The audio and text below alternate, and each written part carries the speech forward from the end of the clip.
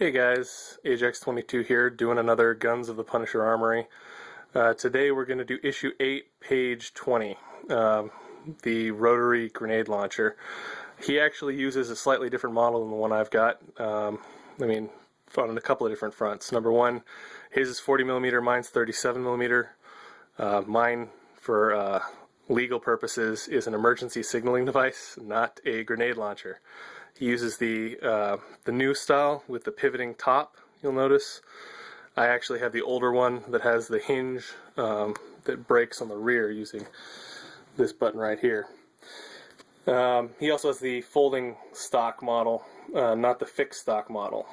I had actually had the opportunity to buy the other style as far as the stocks go, but I actually like the rigid polymer stock. This thing does kind of kick a little bit, and those folding metal stocks are a little bit chintzy.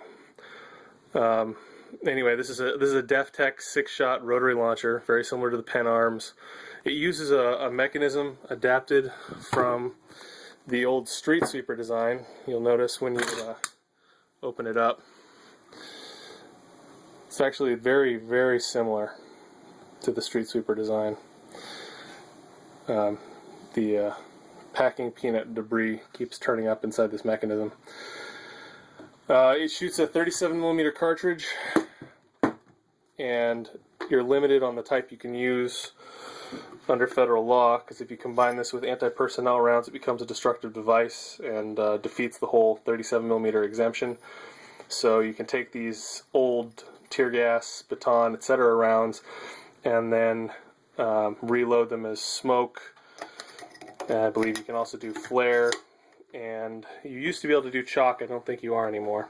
I think they found out that chalk was pretty nasty if you shot people with it, so that's my understanding. You can do bird bombs, a few other small variants, but not a whole lot. A lot of fun. I'm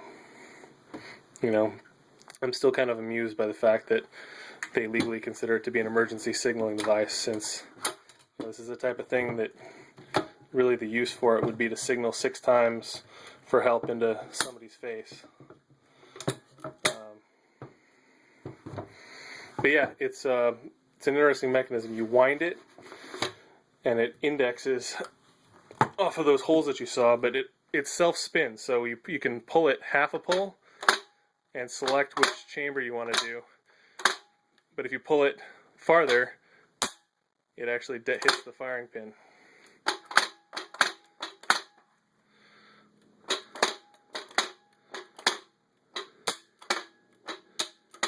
It's a great toy. Gets a lot of looks at the range when you bring it out. There's not a lot of places you can shoot it where they aren't going to give you a hassle, but on those rare times when you do have a place you can take it out, it's usually the only one at the range.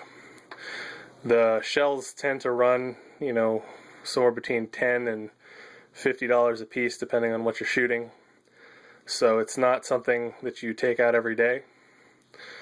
But yeah, it's definitely an eye turner.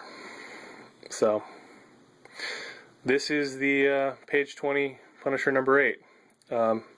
This is actually going to be a placeholder, really, in the collection more than anything else.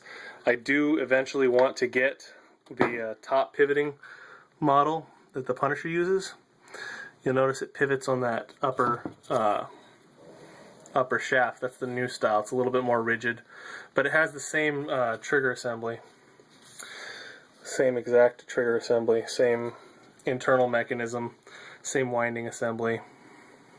It's yeah, the top folding stocks are even the same. You'll notice that the pivot mechanism up there would mount right there on it. So that's what it was originally designed to do. On this style, it mounts to this portion of the receiver and then folds on top. I should probably get a top folding one of these just to have it for the visual, but the solid polymer stock is just so much more comfortable to shoot. Not that you're going to shoot a lot of it, so I guess you could just sort of make an aesthetic choice. But yeah, 37mm rotary launcher. It's not quite a grenade launcher, but it definitely serves the same visual purpose in the collection. Anyway, that's what I got. Hope you enjoyed. Have a good one.